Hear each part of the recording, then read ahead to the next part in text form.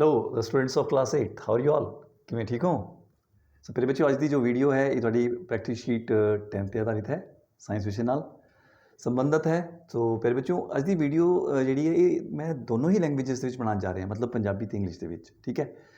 ਸੋ ਜਿਹਦੇ ਨਾਲ ਕੀ ਹੈ ਜੋ ਦੋਨੋਂ ਹੀ ਜੋ ਮੀਡੀਅਮ ਦੇ ਬੱਚੇ ਹਨ ਉਹਨਾਂ ਨੂੰ ਬੈਨੀਫਿਟ ਹੋ ਜਾਏਗਾ।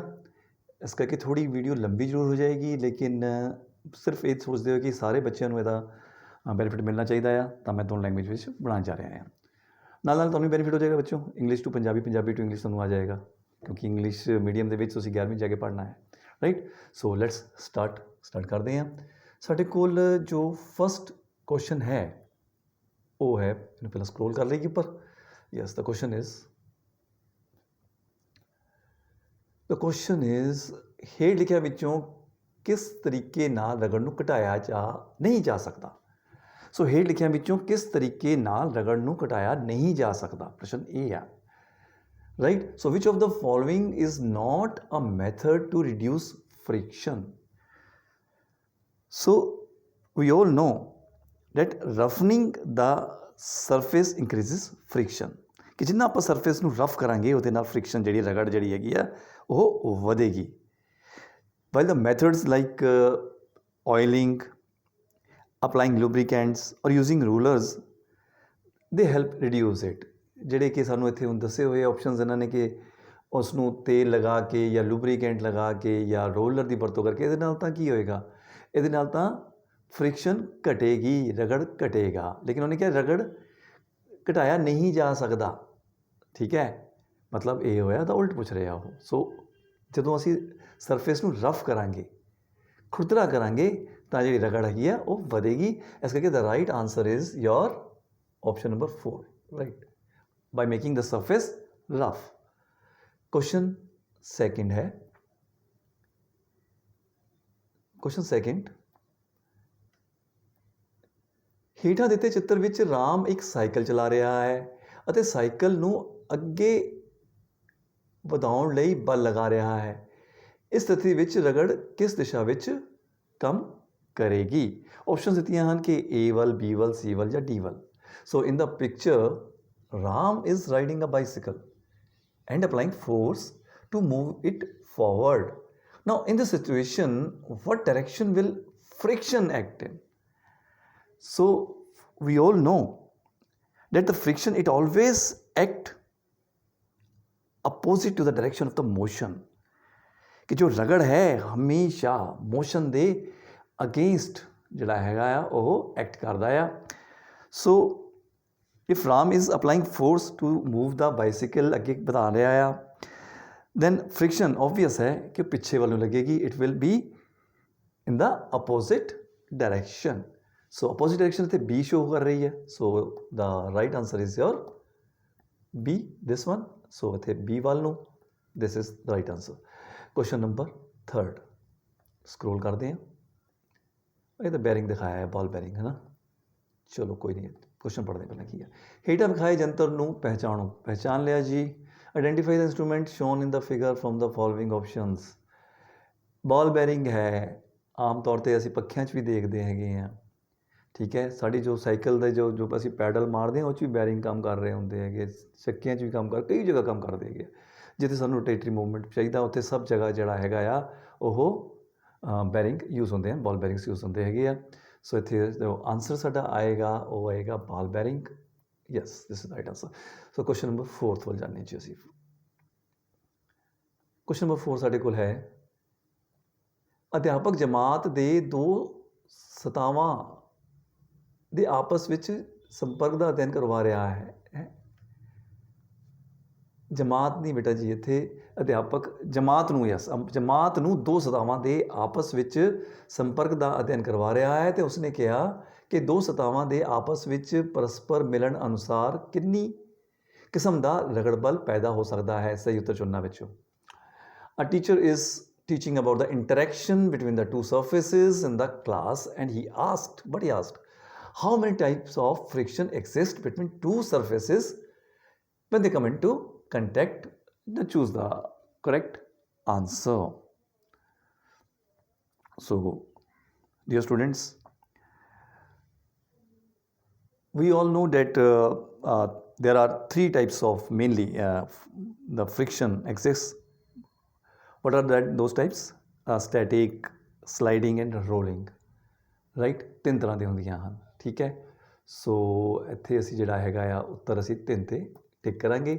ਸੋ this is the right answer. Question number 5, ਤੁਸੀਂ ਇੱਕ ਗਿਆਨ ਪ੍ਰੋਗਰਾਮ ਵਿੱਚ ਹਿੱਸਾ ਲੈ ਰਹੇ ਹੋ। ਇੱਥੇ ਤੁਹਾਨੂੰ ਰਗੜ ਬਲ ਦੇ ਫਾਇਦੇ ਅਤੇ ਨੁਕਸਾਨ ਬਾਰੇ ਚਰਚਾ ਕਰਨ ਲਈ ਕਿਹਾ ਜਾਂਦਾ ਹੈ, ਤਾਂ ਕਿਹੜਾ ਰਗੜ ਬਲ ਦੇ ਲਾਭ ਦੀ ਮਿਸਾਲ ਹੈ? So you are ਪਾਰਟਿਸਿਪੇਟਿੰਗ in a science program where you are asked to discuss the advantages and disadvantages of friction. Now, which of the following options is an example of a benefit of friction? ਹਾਂਜੀ, ਫਿਰ ਵਿੱਚ ਇੱਕ discussion ਚੱਲਦੀ ਪਈ ਹੈਗੀ ਹੈ ਰਗੜ ਬਲ ਬਾਰੇ ਕਿ ਇਹਦੇ ਫਾਇਦੇ ਨੁਕਸਾਨਾਂ ਬਾਰੇ, ਠੀਕ ਹੈ। ਅਤੇ ਤੁਸੀਂ ਇਹ ਦੱਸਣਾ ਹੈ ਕਿ ਵੀ ਜਿਹੜੀਆਂ ਐਗਜ਼ਾਮਪਲਾਂ ਦਿੱਤੀਆਂ ਹੋਈਆਂ ਹਨ, ਉਦਾਹਰਨਾਂ ਹਨ, ਇਹ ਜਿਹੜੀ ਬੈਨੀਫਿਟ ਹੈ ਫ੍ਰਿਕਸ਼ਨ ਦਾ ਜੋ ਵਾਧਾ ਹੈ ਸਾਨੂੰ, ਉਹ ਕਿਹੜੀ ਹੈਗੀ ਹੈ। ਸੋ ਡੀਅਰ ਸਟੂਡੈਂਟਸ, ਜੋ ਸਾਨੂੰ ਪਤਾ ਹੈ ਕਿ ਫ੍ਰਿਕਸ਼ਨ ਕਰਕੇ ਹੀ ਅਸੀਂ ਜਿਹੜਾ ਹੈਗਾ ਆ ਅੱਗੇ ਮੂਵ ਕਰਦੇ ਹੈਗੇ ਆ, ਰਗੜ ਬਲ ਕਰਕੇ, ਠੀਕ ਹੈ ਨਾ। ਸੋ ਸਾਡੇ ਕੋਲ ਜੋ ਆਪਸ਼ਨਸ ਦਿੱਤੀਆਂ ਹੋਈਆਂ ਹਨ ਉਹਦੇ 'ਚ ਜੋ ਰਾਈਟ ਆਪਸ਼ਨ ਹੈ ਉਹ ਤੁਸੀਂ ਇੱਥੇ ਟਿਕ ਲਗਾ ਲਓ, ਆਪਸ਼ਨ ਨੰਬਰ 4 'ਤੇ। ਸੋ ਰਗੜ ਬਲ ਸਾਨੂੰ ਚੱਲਣ ਵਿੱਚ ਸਹਾਇਤਾ ਕਰਦੀ ਹੈ। ਕੁਐਸਚਨ 6, ਤੁਸੀਂ ਕਿਸੇ ਕੰਮ ਲਈ ਆਪਣੇ ਪਿਤਾ ਜੀ ਨਾਲ ਇੱਕ ਆਟੋ ਮਕੈਨਿਕ ਦੀ ਦੁਕਾਨ 'ਤੇ ਗਏ ਸੀ ਅਤੇ ਕਿਸੇ ਗ੍ਰਾਹਕ ਨੇ ਆਟੋ ਮਕੈਨਿਕ ਤੋਂ ਪੁੱਛਿਆ ਕਿ ਟਾਇਰ ਦੇ ਉੱਪਰ ਟ੍ਰੈਡਸ ਕਿਉਂ ਬਣਾਏ ਹੁੰਦੇ ਹਨ, ਅਤੇ ਆਟੋ ਮਕੈਨਿਕ ਨੇ ਹੇਠ ਲਿਖਿਆਂ ਵਿੱਚੋਂ ਗਾਹਕ ਨੂੰ ਕਿਹੜਾ ਉੱਤਰ ਦਿੱਤਾ ਹੋਏਗਾ, ਕਿਆ ਜਵਾਬ ਦਿੱਤਾ ਹੋਏਗਾ। ਨਾ you have visited to a shop of an auto mechanic with your father for some work. Now, a customer asked auto mechanic that why trading is done on tires. Now, what response did auto mechanic have given to the customer for the following? Ki response ਦਿੱਤਾ ਹੋਏਗਾ mechanic ਨੇ, ਕੀ ਦੱਸਿਆ ਹੋਏਗਾ, ਇਹ ਪ੍ਰਸ਼ਨ ਜਿਹੜਾ ਆ ਉਹ ਪੁੱਛਿਆ ਗਿਆ ਆ। So dear students, trending on ਜੋ ਟਾਇਰਸ ਹੈਗੇ ਨਾ, ਟਾਇਰ ਦੀ ਗੁੱਡੀਆਂ ਆਪਾਂ ਆਮ ਤੌਰ 'ਤੇ ਜਿਹੜੇ ਬੋਇਜ਼ ਹੈਗੇ ਆ, ਆਪ ਜਿੱਦਾਂ ਜਿਹਨਾਂ ਕੋਲ ਬਾਈਕਸ ਹੈਗੀਆਂ ਆ ਜਾਂ ਸਕੂਟਰਸ ਵਾਲੇ, ਜਦੋਂ ਟਾਇਰ ਘਸ ਜਾਂਦਾ ਕਹਿੰਦੇ ਗੁੱਡੀ ਘਸ ਗਈ ਜੀ, ਠੀਕ ਹੈ ਜੀ। ਉੱਭਰਿਆ ਹੁੰਦਾ ਨਾ ਵਿੱਚੋਂ ਜਿਹੜਾ ਹੈਗਾ, ਉਹਨਾਂ ਨੇ ਉਹਦੇ ਵਿੱਚ ਜਿਹੜੀਆਂ ਚੀਥਾਂ ਜੀ ਪਾਈਆਂ ਹੁੰਦੀਆਂ ਟਾਇਰਾਂ ਦੇ ਉੱਪਰਲੇ ਸਾਈਡ 'ਤੇ, ਰਾਈਟ। ਸੋ ਉਸ ਨੂੰ ਕਹਿੰਦੇ ਪਰ trending, right, on tyres ਇੰਕਰੀਜ਼ਿਸ because ਜਿਹੜਾ ਟ੍ਰੈਡਿੰਗ ਹੈ, ਜੋ ਉਹ ਜਿਹੜੀਆਂ ਉਹਦੇ ਵਿੱਚ ਜਿਹੜੀ ਬਿੱਥਾਂ ਜੀ ਪਾਈਆਂ ਹੋਈਆਂ ਉੱਪਰ, ਉਹਦੇ ਨਾਲ ਕੀ ਹੁੰਦਾ ਆ, ਉਹਦੇ ਨਾਲ ਜਿਹੜਾ ਰਗੜ ਬਲ ਆ ਵੱਧ ਜਾਂਦਾ ਆ। That provides us a better grip on the roads, right, grip ਵਧੀਆ ਬਣ ਜਾਂਦੀ ਹੈਗੀ ਆ। ਔਰ ਖ਼ਾਸ ਤੌਰ 'ਤੇ when the conditions are wet, ਜਦੋਂ ਮੀਂਹ ਪੈ ਰਿਹਾ ਹੈ ਤਾਂ ਉਸ ਵੇਲੇ ਤਾਂ ਖੈਰ ਬਹੁਤ ਜ਼ਿਆਦਾ ਲਾਭਦਾਇਕ ਹੁੰਦਾ ਆ। ਸੋ ਅਸੀਂ ਇਸ ਨੂੰ ਲਿਖ ਸਕਦੇ ਹਾਂ ਟੂ ਇਨਕਰੀਜ਼ ਦਾ ਫ੍ਰਿਕਸ਼ਨ, ਰਗੜ ਬਲ ਵਧਾਉਣ ਲਈ। ਫਟਾਫਟ ਕੁਐਸਚਨ ਨੰਬਰ 7 ਵੱਲ ਆ ਜਾਂਦੇ ਹਾਂ। ਤਾਂ ਕੁਐਸਚਨ ਨੰਬਰ 7 ਸਾਨੂੰ ਕੀ ਕਹਿੰਦਾ ਜੀ,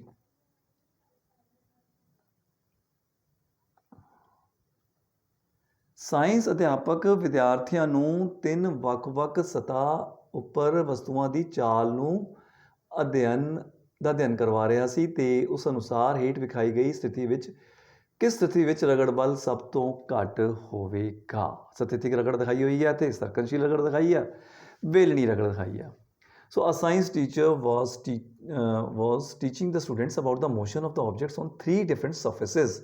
According to him, in which case the friction will be the least in the situations given above.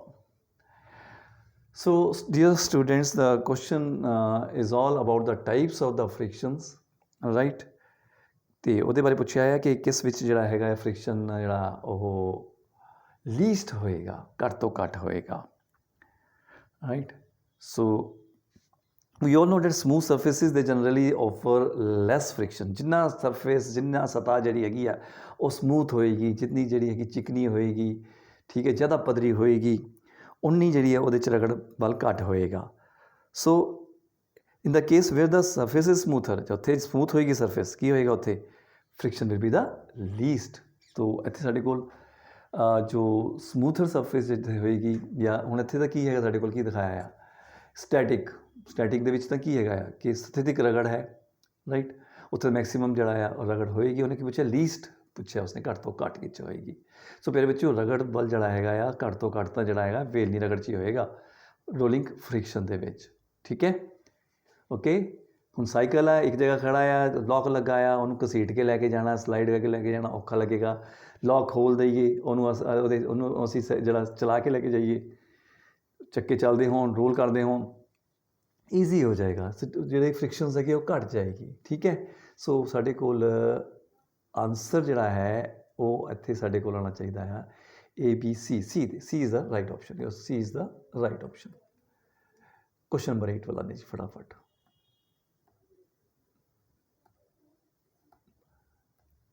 ਜਮਾਤ 8ਵੀਂ ਇੱਕ ਐਕੁਏਰੀਅਮ ਦੀ ਯਾਤਰਾ ਲਈ ਗਈ। ਉੱਥੇ ਉਹਨਾਂ ਨੇ ਮੱਛੀਆਂ ਨੂੰ ਪਾਣੀ ਵਿੱਚ ਤੇਜ਼ੀ ਨਾਲ ਤੈਰਦੇ ਹੋਏ ਦੇਖਿਆ। ਨਾ ਹੇਠਾਂ ਦਿੱਤਿਆਂ ਕਿਹੜੀ ਵਿਸ਼ੇਸ਼ਤਾ ਮੱਛੀ ਨੂੰ ਤੈਰਨ ਦੌਰਾਨ ਰਗੜ ਬਲ ਨੂੰ ਘਟਾਉਣ ਵਿੱਚ ਸਹਾਇਤਾ ਕਰਦੀ ਹੈ? ਇੱਥੇ ਗਲਫੜੇ, ਫਿਨ, ਪੂੰਛ ਅਤੇ ਧਾਰਾ ਰੇਖੀ ਸਰੀਰ ਦਿੱਤਾ ਹੈ। ਇਹ ਤਕਰੀਬਨ ਸਾਰਿਆਂ ਨੂੰ ਆਉਂਦਾ ਹੀ ਹੋਣਾ ਹੈ। ਚਲੋ ਫਿਰ ਵੀ ਅਸੀਂ ਕੁਐਸਚਨਸ ਤਾਂ ਕੰਪਲੀਟ ਕਰਨੇ ਹੀ ਆ। ਸੋ class 8th went for a trip to an aquarium and they saw the fish swimming swiftly in the water. Now, which of the following feature of fish helps a fish to move through a water with a minimum friction? So, through water with a minimum friction. So, we all know that if the body is streamlined, like cars, they are streamlined, right? ठीक है ना जी? So, it reduces the resistance, it reduces the friction, right? So in case of fish, its body is streamlined, and we know that the streamlined body of fish, it reduces the water resistance and allows them to swim faster with less friction. ਕਿਉਂਕਿ ਮੱਛੀਆਂ ਦੀ ਜਿਹੜੀ body ਹੈ, ਜੋ ਸਰੀਰ ਹੈ ਉਹਦਾ, ਉਹ ਕੀ ਹੈ, ਧਾਰਾ ਰੇਖੀ ਹੈ। ਸੋ ਧਾਰਾ ਰੇਖੀ ਹੋਣ ਕਰਕੇ ਕੀ ਹੈਗਾ ਹੈ, ਰਗੜ ਬਲ ਘੱਟ ਜਾਂਦਾ ਹੈਗਾ ਆ, ਪਾਣੀ ਵਿੱਚ ਉਸਨੂੰ ਤੈਰਨ ਦੇ ਵਿੱਚ ਆਸਾਨੀ ਹੁੰਦੀ ਹੈ ਅਤੇ ਤੇਜ਼ੀ ਨਾਲ ਤੈਰ ਸਕਦੀ ਹੈਗੀ ਆ। ਆ ਜਾਓ ਜੀ ਕੁਐਸਚਨ ਨੰਬਰ ਆਪਾਂ ਹੁਣ ਇੱਥੇ ਪਹਿਲਾਂ ਟਿਕ ਲਾ ਦਈਏ, ਧਾਰਾ ਰੇਖੀ streamlined body. Next question is question number 9th, yes 9th question. So question is,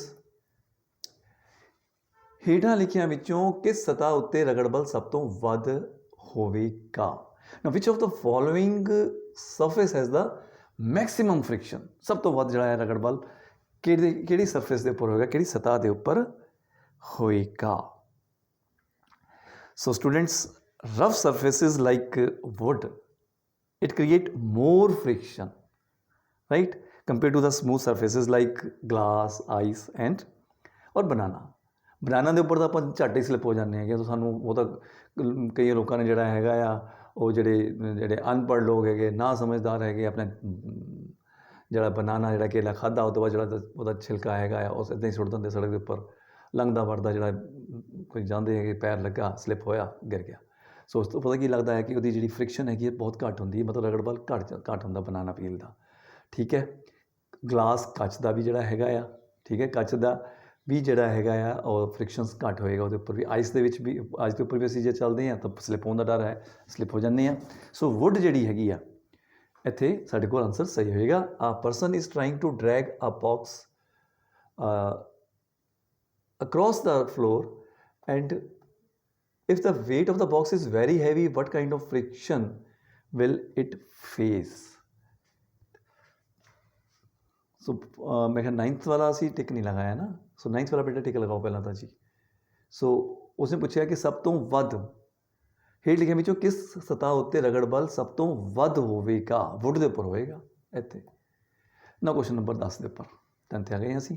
so a person is trying to drag across the floor, if the weight of the box is very heavy, now what kind of friction will it face? So ਇੱਕ ਵਿਅਕਤੀ ਇੱਕ ਬਕਸਾ ਫਰਸ਼ 'ਤੇ ਖਿੱਚਣ ਦੀ ਕੋਸ਼ਿਸ਼ ਕਰ ਰਿਹਾ ਹੈ ਅਤੇ ਉਸ ਬਕਸੇ ਦਾ ਭਾਰ ਬਹੁਤ ਵੱਧ ਹੈ ਅਤੇ ਉਹ ਕਿਸ ਤਰ੍ਹਾਂ ਦੀ ਰਗੜ ਦਾ ਸਾਹਮਣਾ ਕਰੇਗਾ? So dear students, we know that the static friction occurs when a force is applied to an object but it has not yet started moving, ठीक है। ਕਿ ਜਦੋਂ ਦੇਖੋ ਕੋਈ ਵੀ ਸਟੈਟਿਕ ਜਿਹੜਾ ਸਥਿਤਿਕ ਰਗੜ ਕੀ ਹੁੰਦੀ ਹੈਗੀ ਕਿ ਅਸੀਂ ਕੋਈ ਬੜਾ ਸਾਰਾ ਬਕਸਾ ਪਿਆ ਹੈ, ਕੋਈ ਵਸਤੂ ਪਈ ਹੈਗੀ ਹੈ, ਅਸੀਂ ਉਹਦੇ ਉੱਪਰ ਜ਼ੋਰ ਤਾਂ ਲਗਾਈ ਜਾਂਦੇ ਪਏ, ਪੂਰਾ ਬਲ ਲਗਾਤਾ, ਲੇਕਿਨ ਉਹ ਹਿੱਲ ਕੇ ਨਹੀਂ ਦਿੱਤਾ, ਠੀਕ ਹੈ, ਤਾਂ ਉਹ ਕੀ ਹੈਗਾ ਆ, ਉਹ ਸਥਿਤਿਕ ਰਗੜ ਹੈ, ਸਟੈਟਿਕ ਫ੍ਰਿਕਸ਼ਨ ਹੈ, ਜੋ ਉਸਨੂੰ ਉਸੇ ਸਥਿਤੀ ਵਿੱਚ ਰੱਖਣ ਦੀ ਕੋਸ਼ਿਸ਼ ਕਰ ਰਹੀ ਹੈ, ਮਤਲਬ ਉਹਨੂੰ ਅੱਗੇ ਨਹੀਂ ਵਧਣ ਦੇ ਰਹੀ। ਸੋ ਇਹਦਾ ਉੱਤਰ ਜਿਹੜਾ ਹੈਗਾ ਆ ਉਹ ਸਟੈਟਿਕ ਫ੍ਰਿਕਸ਼ਨ ਹੋਵੇਗਾ। But kind of the friction it will face, drag ਨਹੀਂ ਨਾ ਕਰ ਹੋ ਰਿਹਾ, he is trying to drag across the floor but it is very heavy, so being heavy ਉਹਦਾ static friction ਵੀ ਵੱਧ ਹੋਏਗਾ। so the answer is static friction, ਸਥਿਤਿਕ ਰਗੜ। ਪ੍ਰਸ਼ਨ 11 ਵੱਲ ਵੱਧਦੇ ਜੀ ਅਸੀਂ। ਸੋ ਸਾਡੇ ਕੋਲ ਤੁਸੀਂ 8ਵੀਂ ਜਮਾਤ ਦੇ ਵਿਦਿਆਰਥੀ ਹੋ, ਯੈਸ, ਆਪਣੇ ਵਿਗਿਆਨ ਦੀਆਂ ਕਲਾਸ ਵਿੱਚ ਹਵਾਈ ਜਹਾਜ਼ ਬਾਰੇ, ਯੈਸ, ਹਵਾਈ ਜਹਾਜ਼ ਬਾਰੇ ਸਿੱਖ ਰਹੇ ਹੋ, ਤਾਂ ਤੁਸੀਂ ਕਲਪਨਾ ਕਰੋ ਕਿ ਤੁਸੀਂ ਆਪਣਾ ਹਵਾਈ ਜਹਾਜ਼ ਬਣਾਉਣਾ ਚਾਹੁੰਦੇ ਹੋ। ਵੈਰੀ ਗੁੱਡ, ਬੜਾ ਇਮੈਜੀਨੇਸ਼ਨ, ਬਣਾਵਾਂਗੇ ਜ਼ਰੂਰ। ਸੋ ਤੁਸੀਂ ਹਵਾਈ ਜਹਾਜ਼ ਦੀ ਬਣਤਰ ਧਾਰਾ ਰੇਖੀ ਕਿਉਂ ਰੱਖੋਗੇ? ਸੋ Y would you give your aeroplane ਜਾਂ 에ਅਰਪਲੇਨ ਅ ਸਟ੍ਰੀਮਲਾਈਨ ਸ਼ੇਪ? ਕਿਉਂ? So you are N 8th class student, what a wishful thinking that you are learning about airplanes in your science class and imagine you are designing your own airplane. What a imagination, what a wishful thinking. Yes, ਸੋਚੋ ਤੁਸੀਂ aeroplane ਬਣਾਉਣ ਜਾ ਰਹੇ ਹੋ, ਠੀਕ ਹੈ। ਸੋ ਉਹਨੂੰ ਤੁਸੀਂ ਸਟ੍ਰੀਮਲਾਈਨ ਕਿਉਂ ਰੱਖੋਗੇ ਤੁਸੀਂ ਉਸਨੂੰ ਧਾਰਾ ਰੇਖਿਤ ਕਿਉਂ ਰੱਖੋਗੇ? ਸੋਹਣਾ ਬਣਾ ਲਈ ਜਹਾਜ਼ ਨੂੰ, ਜਹਾਜ਼ ਬਲ ਰਗੜ ਬਲ ਘਟਾਉਣ ਲਈ, ਰਗੜ ਬਲ ਨੂੰ ਵਧਾਉਣ ਲਈ। ਸੋ ਫਿਰ ਵਿੱਚੋਂ ਸਾਨੂੰ ਹੁਣੀ ਤਾਂ ਆਪਾਂ ਫਿਸ਼ ਦੇ ਕੁਐਸਚਨ ਦੇ ਵਿੱਚ ਕਰਕੇ ਹਟੇ ਹਾਂ ਕਿ ਸਟ੍ਰੀਮਲਾਈਨਡ ਜਿਹੜੀ ਬੋਡੀ ਹੈ ਉਹ ਜਿਹੜੀ ਫ੍ਰਿਕਸ਼ਨ ਨੂੰ ਘਟਾ ਦਿੰਦੀ ਹੈਗੀ ਆ, ਰਗੜ ਬਲ ਨੂੰ ਘਟਾ ਦਿੰਦੀ ਹੈਗੀ ਆ। ਸੋ ਆਂਸਰ ਹੋਣਾ ਚਾਹੀਦਾ to reduce the frictional force. So this is your right answer. Okay, so question number 12 ਵੱਲ ਵਧਦੇ ਜੀ ਫਟਾਫਟ, ਪਹਿਲਾਂ ਤਾਂ ਵੀਡੀਓ ਲੰਬੀ ਹੋ ਰਹੀ ਆ। ਚਲੋ, ਬਟ ਕੋਸ਼ਿਸ਼ ਹੈ ਕਿ ਮੇਰੀ ਤੁਹਾਨੂੰ ਪ੍ਰੋਪਰ ਐਕਸਪਲੇਨੇਸ਼ਨ ਮਿਲੇ ਔਰ ਇੱਕ ਕੁਐਸਚਨ ਦੇ ਵਿੱਚ ਤੁਹਾਨੂੰ 2-3 ਕੁਐਸਚਨ ਹੋਰ ਮਿਲ ਜਾਣ, ਇਸ ਕਰਕੇ ਵੀਡੀਓ ਥੋੜੀ ਲੰਬੀ ਹੋ ਜਾਵੇ ਤਾਂ ਕੋਈ ਗੱਲ ਨਹੀਂ, ਨੋ ਪ੍ਰੋਬਲਮ, ਠੀਕ ਹੈ। ਔਰ ਜੇ ਵੀਡੀਓ ਵਧੀਆ ਲੱਗ ਰਹੀ ਹੈ ਤਾਂ ਇਸ ਨੂੰ ਬੇਟਾ ਸ਼ੇਅਰ ਕਰਨਾ। ਔਰ ਜੇ ਤੁਸੀਂ ਹੋਰ ਚਾਹੁੰਦੇ ਹੋ, ਦੇਖੋ ਪ੍ਰੈਕਟਿਸ ਸ਼ੀਟ 10 ਤੱਕ ਸਾਰੀ ਕਲਾਸਾਂ ਦੀ ਜਿਹੜੀਆਂ ਨਾ ਉਹ PLT ਐਜੂਕੇਅਰ ਦੇ ਉੱਪਰ ਅਪਲੋਡਡ ਨੇ ਆਲਰੇਡੀ, ਰਾਈਟ। ਔਰ ਈਵਨ ਕੰਬੋਜ਼ ਦੇ ਰੂਪ ਵਿੱਚ ਵੀ ਹੈਗੀਆਂ ਆ, ਵੈਰੀ ਸ਼ਾਰਟ ਵੀ ਹੈਗੀਆਂ ਆ, ਠੀਕ ਹੈ। ਕੰਬੋਜ਼ ਮਤਲਬ 1 ਤੋਂ ਲੈ ਕੇ 4 ਤੱਕ, 5 ਤੋਂ ਲੈ ਕੇ 8 ਤੱਕ ਦੀਆਂ ਵੀਡੀਓਜ਼ ਜਿਹੜੀਆਂ ਹੈਗੀਆਂ ਆ ਉਹ ਤੁਹਾਡੇ 6th 7th 8th ਕਲਾਸ ਲਈ ਤਾਂ ਹੈ ਹੀ ਹੈ, 9th 10th ਲਈ ਵੀ ਹੈਗੀਆਂ। ਸੋ ਰਾਈਟ, ਸੋ ਉਸ ਤੋਂ ਤੁਸੀਂ ਗੋ ਥਰੂ ਜ਼ਰੂਰ ਕਰਨਾ ਵਿੱਚੋਂ, ਔਰ ਆਪਣੇ ਜੋ ਤੁਹਾਡੇ ਸਹਿਪਾਠੀ ਹਨ, ਤੁਹਾਡੇ ਕਲਾਸ ਫੈਲੋਜ਼ ਹੈ, ਉਹਨਾਂ ਨੂੰ ਜ਼ਰੂਰ ਦੱਸਣਾ ਤਾਂ ਕਿ ਉਹਨਾਂ ਦਾ ਵੀ ਬੈਨੀਫਿਟ ਹੋ ਜਾਵੇ। ਵੀਡੀਓ ਬਣਾ ਰਹੇ ਤਾਂ ਸਾਰਿਆਂ ਦਾ ਫਾਇਦਾ ਹੋਣਾ ਚਾਹੀਦਾ ਬੇਟਾ, ਰਾਈਟ। ਔਰ ਇਸ ਨੂੰ ਲਾਈਕ ਜ਼ਰੂਰ ਕਰਿਆ ਕਰੋ, ਕਿਉਂਕਿ ਸਾਡਾ ਹੌਸਲਾ ਵੱਧਦਾ ਆ। ਅਸੀਂ ਜਿੰਨਾ ਸਾਡਾ ਹੌਸਲਾ ਵਧੇਗਾ ਓਨੇ ਕੌਨਫੀਡੈਂਟਲੀ ਅਸੀਂ ਹੋਰ ਵਧੀਆ ਵੀਡੀਓ ਤੁਹਾਡੇ ਲਈ ਬਣਾਵਾਂਗੇ ਔਰ ਹੋਰ ਬੈਟਰ ਕਰਾਂਗੇ। ਕਰ ਦਿਆ ਕਰੋ ਲਾਈਕ, ਰਾਈਟ। ਸੋ ਸਾਡੇ ਕੋਲ ਜੋ ਕੁਐਸਚਨ ਨੰਬਰ 12 ਹੈ ਬੱਚਿਓ, ਊਸ਼ਾ ਇੱਕ ਖੇਡ ਮੁਕਾਬਲੇ ਦੌਰਾਨ ਦੌੜਾਂ ਵਿੱਚ ਹਿੱਸਾ ਲੈ ਰਹੀ ਸੀ ਅਤੇ ਅਮਨ ਨੇ ਦੇਖਿਆ ਕਿ ਉਸਦੇ ਬੂਟਾਂ ਦੇ ਤਲੇ 'ਤੇ ਮੀਖਾਂ ਲੱਗੀਆਂ ਹਨ ਅਤੇ ਉਸਨੂੰ ਦੌੜਾਂ ਵਿੱਚ ਅਜਿਹੇ ਬੂਟਾਂ ਦਾ ਕੀ ਲਾਭ ਹੋ ਸਕਦਾ ਹੈ? ਨਾ ਊਸ਼ਾ ਵਾਸ ਪਾਰਟੀਸਪੇਟਿੰਗ in a race during sports competition. Now, Aman saw that the soles of her shoes were having spikes. Spikes ਕਹਿੰਦੇ ਹੈਗੇ ਆ ਸੋ ਜੋ ਆਪਾਂ ਮਿੱਖਾਂ ਵਰਗੀਆਂ ਜਿਹੜੀਆਂ ਉਹਦੇ ਥੱਲੇ ਤਲੇ ਦੇ ਥੱਲੇ ਬਣੀ ਹੁੰਦੀ ਹੈ ਨਾ, ਜਾਂ ਆਪਾਂ ਕਹਿ ਲਈਏ ਕਿ ਵੀ ਸੋਲ ਦਾ ਹੀ ਜਿਸ ਵੀ ਮਟੀਰੀਅਲ ਦਾ ਬਣਿਆ ਹੈ ਉਹਦੇ ਹੀ ਕੁਝ ਪਾਰਟਸ ਜਿਹੜੇ ਹੈਗੇ ਥੱਲੇ ਜਿੱਦਾਂ ਉਭਰੇ ਹੁੰਦੇ, ਤਾਂ ਮੇਖਾਂ ਵਾਂਗ ਉਭਰੇ ਹੁੰਦੇ ਆ, ਉਹਨੂੰ ਸਪਾਈਕਸ ਕਹਿ ਦਿੰਦੇ ਆ। Okay, so what could be the benefit to her from such a soles in the race? ਇਹੋ ਜਿਹੇ ਸੋਲ ਦਾ ਉਸਨੂੰ ਉਸ ਰੇਸ ਦੇ ਵਿੱਚ ਕੀ ਫਾਇਦਾ ਹੋਏਗਾ? ਉਦੋਂ ਇਹ ਫਾਇਦਾ ਹੋਏਗਾ ਕਿ it is going to increase the frictional force, slip ਨਹੀਂ ਹੋਏਗੀ ਉਹ, ਹੈ ਨਾ, ਨੱਠਦੇ ਵੇਲੇ। So the answer is to increase the frictional force. ਲਓ ਜੀ, ਪ੍ਰਸ਼ਨ ਨੰਬਰ 13 ਸਾਡੇ ਕੋਲ ਹੈ ਕਿ ਰਗੜ ਬਲ ਦੀ ਅਣਹੋਂਦ ਵਿੱਚ ਹੇਠਾਂ ਲਿਖਿਆਂ ਵਿੱਚੋਂ ਕੀ ਸੰਭਵ ਨਹੀਂ ਹੋਵੇਗਾ? ਰਗੜ ਬਲ, ਜੇ ਰਗੜ ਬਲ ਨਾ ਹੋਵੇ ਹੀ ਨਾ, ਤਾਂ ਕੀ ਸੰਭਵ ਨਹੀਂ ਹੋ ਸਕਦਾ? In the absence of friction which of the following is not possible. हाँ जी, राइटिंग, वॉकिंग, साइकिलिंग, बिल्कुल सही। ਜਦੋਂ फ्रिक्शन नहीं होएगा तो we can't write, we can't walk, we can't cycle, we can't do cycling, right, कुछ भी नहीं ਤਾਂ ਕਰ ਸਕਦੇ। ਠੀਕ ਹੈ, ਜੇ ਮੰਨ ਲਓ ਫ੍ਰਿਕਸ਼ਨ ਨਾ ਹੋਵੇ, ਹੁਣ ਜੇ ਦੇਖੋ ਸਿੰਪਲ ਜੀ ਗੱਲ ਹੈਗੀ ਹੈ, ਜੇ ਤੁਸੀਂ ਕਾਪੀ 'ਤੇ ਲਿਖਦੇ ਆ, ਠੀਕ ਹੈ, ਉਸ ਨੂੰ ਉਹ ਤੁਸੀਂ ਬੜੇ ਆਰਾਮ ਨਾਲ ਲਿਖੀ ਜਾਂਦੇ ਆ, ਫ੍ਰਿਕਸ਼ਨ ਹੈ ਉਹ 'ਚ ਵੀ। ਬਟ ਜਦੋਂ ਅਸੀਂ ਵਾਈਟ ਬੋਰਡ 'ਤੇ ਆਉਂਦੇ ਹਾਂ, ਹੁਣ ਅਸੀਂ ਟੀਚਰਸ ਹੀ ਹਾਂ, ਸਾਨੂੰ ਨਾ ਜਦੋਂ ਅਸੀਂ ਸਾਡੇ ਬਲੈਕ ਬੋਰਡ ਦੇ ਉੱਪਰ ਚੌਕ ਨਾਲ ਲਿਖਦੇ, ਸਾਨੂੰ ਆਦਤ ਪੈ ਗਈ ਹੈਗੀ ਹੈ ਉਨੇ ਕੁ ਜਿਹੜੀ ਹੈ ਫ੍ਰਿਕਸ਼ਨ ਨੂੰ ਚੱਲਣ ਦੀ, ਉਨੇ ਕੁ ਰਗੜ ਵੱਲ ਨੂੰ ਚੱਲਣ ਦੀ। ਪਰ ਜਦੋਂ ਹੁਣ ਸਾਨੂੰ ਨਾ ਵਾਈਟ ਬੋਰਡ ਦੇ ਉੱਪਰ ਵਾਈਟ ਜਿਹੜਾ ਹੈਗਾ ਆ ਮਾਰਕਰ ਦੇ ਨਾਲ, ਵਾਈਟ ਬੋਰਡ ਮਾਰਕਰ ਦੇ ਨਾਲ ਲਿਖਣਾ ਪੈਂਦਾ ਹੈਗਾ ਆ, ਸਾਡਾ ਹੱਥ ਜਿਹੜਾ ਹੈਗਾ ਆ ਮੱਲੋ ਮੱਲੀ ਬੜੀ ਸਪੀਡ 'ਤੇ ਅੱਗੇ ਨੂੰ ਵੱਧਦਾ ਜਾਂਦਾ ਹੈ, ਹੈਂਡ ਰਾਈਟਿੰਗ ਵੀ ਨਹੀਂ ਬਣਦੀ। ਕਾਰਨ ਕੀ ਹੈਗਾ ਆ ਕਿ ਰਗੜ ਬਲ ਘੱਟ ਗਿਆ। ਅਗਰ ਰਗੜ ਬਲ ਘੱਟ ਗਿਆ ਤਾਂ ਅਸੀਂ ਹੁਣ ਥੋੜ੍ਹੇ ਜਿਹਾ ਆਪਣੇ ਆਪ ਨੂੰ ਔਖਾ ਮਹਿਸੂਸ ਕਰ ਰਹੇ ਹਾਂ ਲਿਖਣ ਲਈ। ਸੋ ਇਸ ਕਰਕੇ ਆਪਾਂ ਜੇ ਰਗੜ ਬਲ ਨਾ ਹੋਵੇ ਤਾਂ ਨਾ ਤਾਂ ਰਾਈਟਿੰਗ ਪੋਸੀਬਲ ਹੈ, ਨਾ ਚੱਲਣਾ ਪੋਸੀਬਲ ਹੈ, ਅਤੇ ਨਾ ਹੀ ਸਾਈਕਲ ਚਲਾਉਣਾ। ਉਪਰੋਕਤ ਸਾਰੇ ਅਸੀਂ ਇੱਥੇ ਉੱਤਰ ਲਿਖ ਦਾਂਗੇ ਬੱਚਿਓ। ਓਕੇ, ਸੋ ਉਪਰੋਕਤ ਸਾਰੇ ਆਲ ਆਫ ਦੀਸ। ਕੁਐਸਚਨ ਨੰਬਰ 14 'ਤੇ ਆ ਜਾਂਦੇ ਹਾਂ। ਕੁਐਸਚਨ ਨੰਬਰ 14 ਕੀ ਕਹਿ ਰਿਹਾ ਜੀ? ਹੇਠਾਂ ਲਿਖਿਆਂ ਵਿੱਚੋਂ ਕਿਹੜੀ ਵੇਲਣੀ ਰਗੜ ਦੀ ਉਦਾਹਰਣ ਹੈ? So which of the following is an example of rolling friction. So rolling friction ਫਿਰ ਵਿੱਚੋਂ ਵਟ ਇਜ਼ ਦ, ਇਹਨਾਂ ਵਿੱਚੋਂ ਪੁੱਛਿਆ ਗਿਆ ਕਿ ਜੋ ਵੇਲਣੀ ਰਗੜ ਦੀ ਉਦਾਹਰਣ ਕਿਹੜੀ ਹੈ? The rolling friction it occurs when the object it rolls over a surface.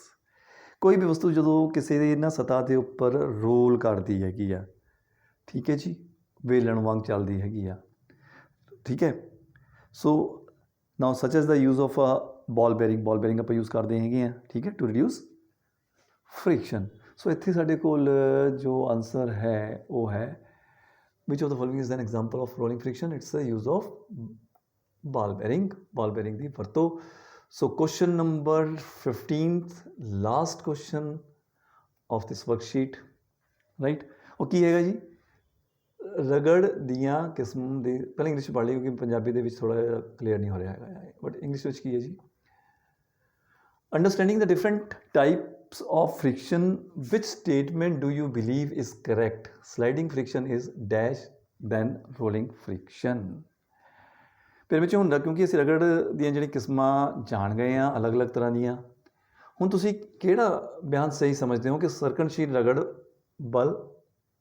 ਰਗੜ ਵੇਲਣੀ ਰਗੜ ਨਾਲੋਂ ਡੈਸ਼ ਹੁੰਦੀ ਹੈ?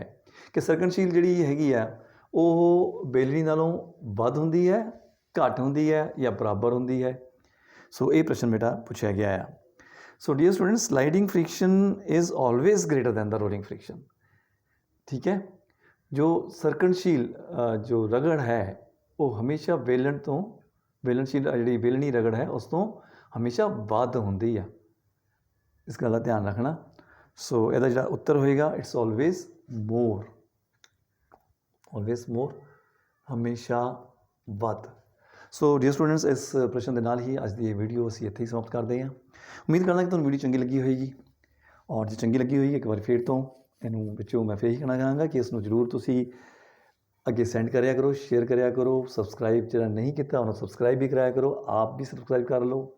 ਔਰ ਜੇ ਤੁਸੀਂ ਕੋਈ ਇਹਦੇ ਵਿੱਚ ਕੋਈ ਸਮੱਸਿਆ ਤੁਹਾਨੂੰ ਆ ਰਹੀ ਹੈ, ਕੋਈ ਕੁਐਰੀ ਹੈ, ਕੋਈ ਕੁਐਸਚਨ ਹੈ, ਕੁਛ ਸਮਝ ਨਹੀਂ ਆ ਰਿਹਾ, ਜਾਂ ਕੋਈ ਮੇਰਾ ਸਮਝਾਉਣ ਦੇ ਤਰੀਕੇ ਦੇ ਵਿੱਚ ਤੁਹਾਨੂੰ ਕਮੀ ਲੱਗ ਰਹੀ ਹੈ, ਤਾਂ you give me your feedback. ਆਪਣੀ ਫੀਡਬੈਕ ਜ਼ਰੂਰ ਦਿਓ ਕਮੈਂਟ ਬਾਕਸ ਦੇ ਵਿੱਚ, ਰਾਈਟ।